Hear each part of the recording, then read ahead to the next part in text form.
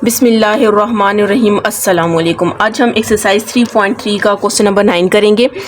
A force F is equal to this act through a displacement S is equal to find the work done. आपने work done find करना है। आपको पता होना चाहिए, आपने फिजिक्स में 9th क्लास 10th क्लास में बहुत दफ़ा पढ़ चुके हैं। F इज इक्वल टू किसकी इक्वल होता है, F डॉट S की इक्वल होता है। ठीक है, मतलब वर्क डन किसकी इक्वल होता है, F dot S force dot displacement की इक्वल होता है। तो फोर्स की वैल्यू आपके पास क्या है, 2I + 3J + के, फिर यहाँ पर डॉट डाल देते हैं और S की वैल्यू हमारे पास क्या है, 2I + J - के। अब आपको ये भी पता होना चाहिए कि डॉट प्रोडक्ट में हम क्या करते हैं, डॉट को सेम के साथ मल्टीप्लाई करते हैं। ठीक है, 2 को 2 के साथ मल्टीप्लाई करेंगे 4, साथ में I डॉट I आ जाएगा। 3J को J के साथ करेंगे तो 3J dot J, plus minus K को K के साथ मल्टीप्लाई करेंगे 4, ये 1 की इक्वल हो जाएगा। 3J डॉट Z भी 1 की इक्वल हो जाएगा और K डॉट K भी 1 की इक्वल हो जाएगा। तो 4 + 3 - 1 करेंगे 2 आ जाएगा, 4 और 5 6 आ जाएगा। ठीक है, ये तो आपके पास वर्क के आगे 6 साथ में यूनिट लिख लें, क्योंकि हम लोगों को नहीं पता कि आपके पास ये जो इसकी यूनिट क्या गिवन है। ठीक है, वैसे तो आपको पता हो वर्क की जो F डॉट S है, फोर्स और डिस्प्लेसमेंट से आप यूनिट फाइंड कर सकते हैं। ठीक है, तो यहाँ पर आपके पास कितने यूनिट आ गया, वर्क 6 यूनिट आ गए।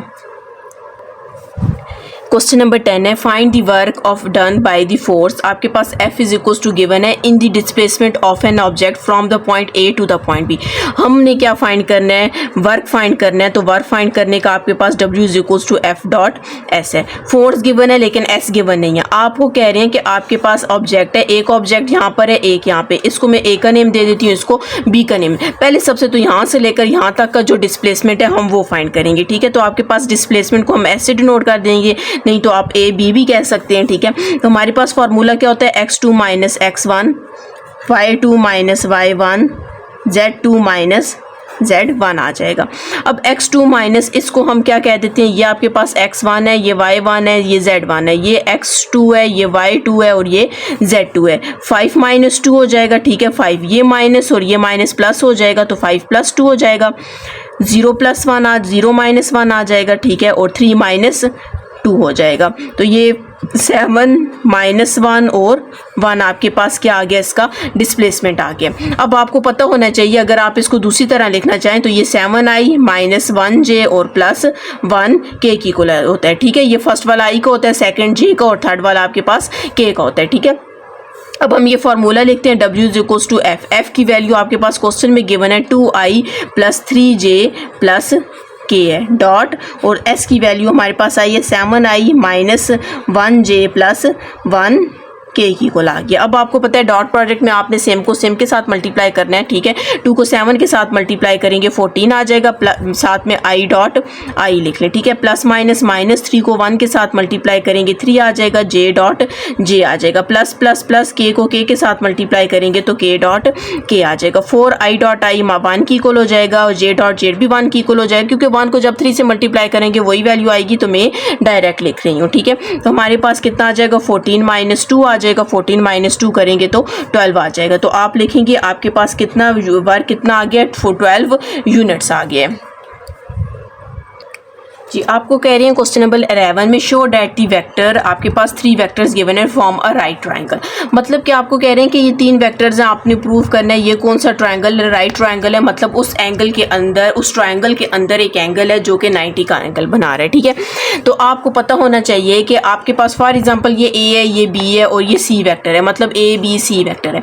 जब आपने किसी भी 2 वेक्टर का आंसर, आपके पास अगर आंसर 0 आ रहा है किसी भी 2 वेक्टर का, मतलब अगर मैं A को B के साथ चेक करूं, A को C के साथ चेक करूं, B को C के साथ चेक करूं, B को A के साथ, किसी के साथ भी चेक करूं, तो अगर उनमें से किसी एक वेक्टर का, उसी तरह मतलब जब डॉट प्रोडक्ट लेंगे उसका आंसर 0 आ जाता है, तो आपने कहना है कि ये परपेंडिकुलर है। जैसे हमने पहले भी पढ़ा था कि आपने बोला था कि अगर 2 वेक्टर्स उनका डॉट प्रोडक्ट लें, उसका आंसर 0 के इक्वल आए तो वो परपेंडिकुलर होता है। ठीक है, और जब वो परपेंडिकुलर होता है तो वो आपके पास ऑर्थोगोनल होता है। तो जब वो ऑर्थोगोनल होता है तो आपके पास कौन सा ट्रायंगल बन जाता है, राइट ट्रायंगल बन जाता है। सबसे पहले तो मैं इसको ए का नेम दे देती हूँ। ए आपके पास है 3i माइनस 2j प्लस के है। बी हमारे पास है i minus 3j plus 5k है। और सी हमारे पास है 2i plus j minus 4k। अब इनमें से कोई भी आपने दो वेक्टर लेने हैं। मैं कौन सा लेती हूँ, ए डॉट सी, क्योंकि जब मैं ए डॉट सी को मल्टीप्लाई करूँगी तो आपके पास 0 आंसर आएगा। ए और सी को मैं लेती हूँ, तो ए हमारे पास क्या है 3i माइनस 2j प्लस के डॉट, और सी हमारे पास है 2i plus j minus 4k। 3 को 2 से मल्टीप्लाई करेंगे 6i डॉट i आ जाएगा, माइनस प्लस माइनस 2 को j को मल्टीप्लाई करेंगे तो 2j dot j, plus minus minus 4k dot k आ जाएगा। 6 आ जाएगा माइनस 2 और माइनस 4, तो हमारे पास कितना हो जाएगा 6 माइनस 6, तो ये किसकी इक्वल आ जाएगा 0 की इक्वल आ जाएगा। आप लिखेंगे since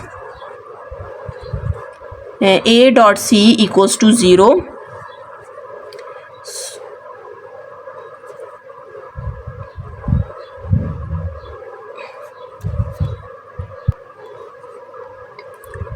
so A and C are perpendicular and साथ में लिख सकते हैं कि when two, साथ में आप बता देना when two vectors are orthogonal लिखते हैं, ठीक है, ऑर्थोगोनल देन दे, आप लिख सकते हैं कि then they form a right triangle, then they form a, साथ में लिख लें राइट ट्रायंगल आ जाएगा, ठीक है। अब इसका हम सेकंड पार्ट करते हैं जी। इसका सेकंड पार्ट है क्वेश्चन नंबर 11 का, ठीक है। आपसे कह रहे हैं show that the set of points, आपके पास p q r 3 points given है, form a right isosceles triangle. सबसे पहले तो अगर आप चाहें तो एक ट्रायंगल ड्रा कर लें, ठीक है। ये एक ट्रायंगल है, इसको हम नेम दे देते हैं, इसको मैं पी का नेम देती हूँ, ये क्यू बोल दें और सी साथ में आर कह दें, ठीक है। हमने एक ट्रायंगल ले लिया। आपको कह रहे हैं आपने प्रूफ करना है कि ये राइट आइसोसेलेस ट्रायंगल है।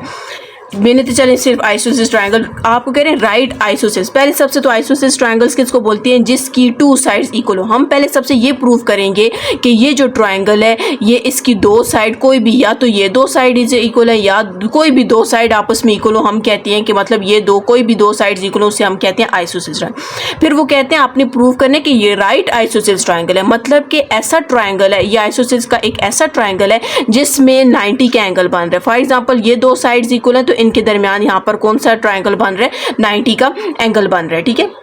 पहले हम प्रूव करेंगे कि ये आइसोसेलेस ट्रायंगल है। सबसे पहले तो हम क्या करते हैं, जो आपके पास वैल्यूज गिवन है हम यहाँ पर लिख लेते हैं। पी आपके पास क्या है 1 0 1, क्यू है आपके पास 1 1 1, और आर है हमारे पास 1 1 और 0 है। हमने 3 वैल्यूज यहाँ पर ले ली हैं।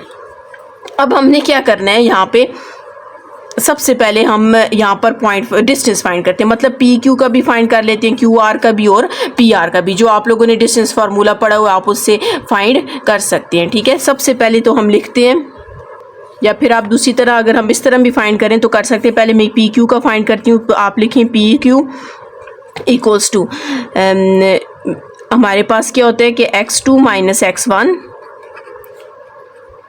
y2 minus y1, z2 minus z1। तो हमारे पास क्या आ जाएगा,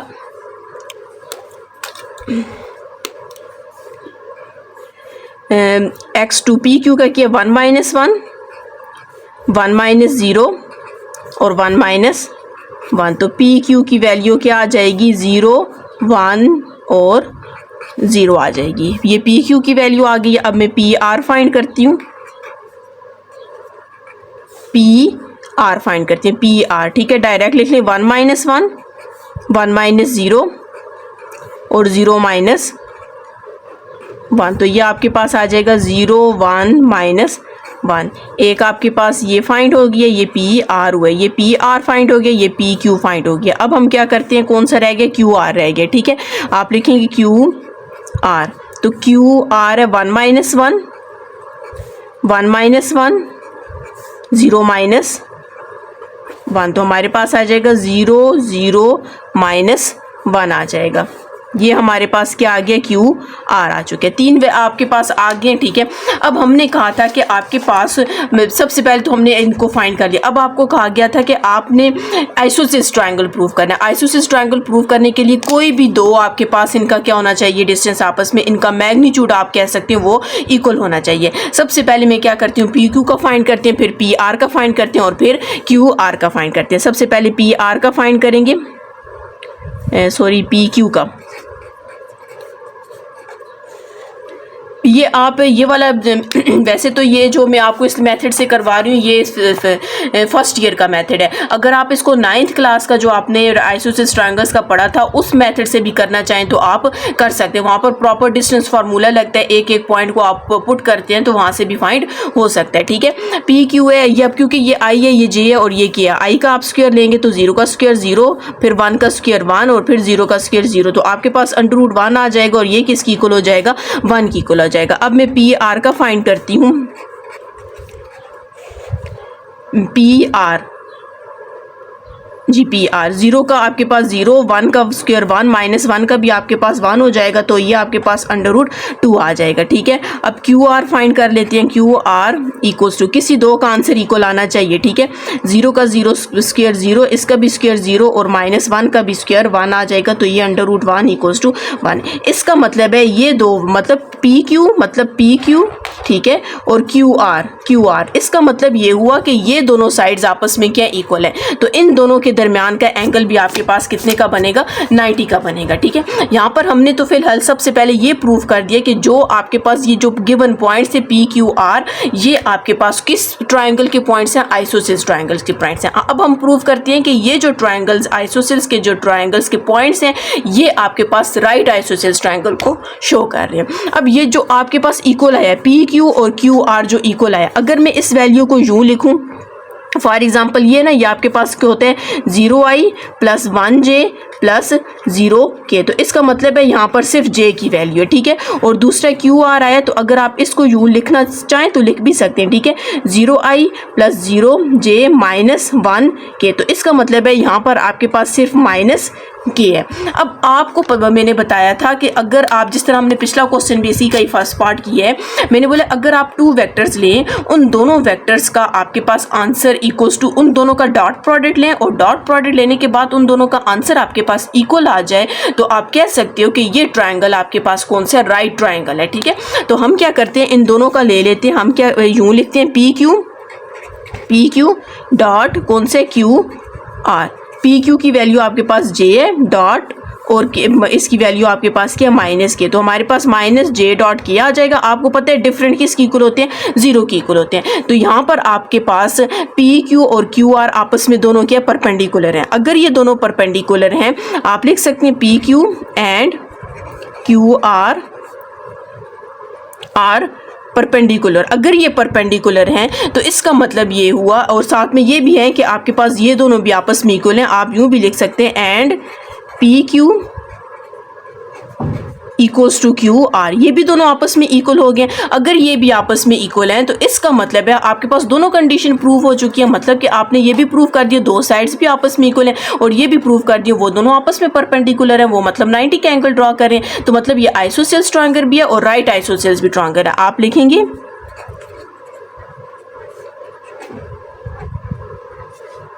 given points form a right isosceles triangle. अगर आपने मेरा चैनल सब्सक्राइब नहीं किया काइंडली सब्सक्राइब कर दें, साथ ही बेल आइकन पर क्लिक कर दें ताकि हर आने वाली न्यू वीडियो आप तक पहुंच सके।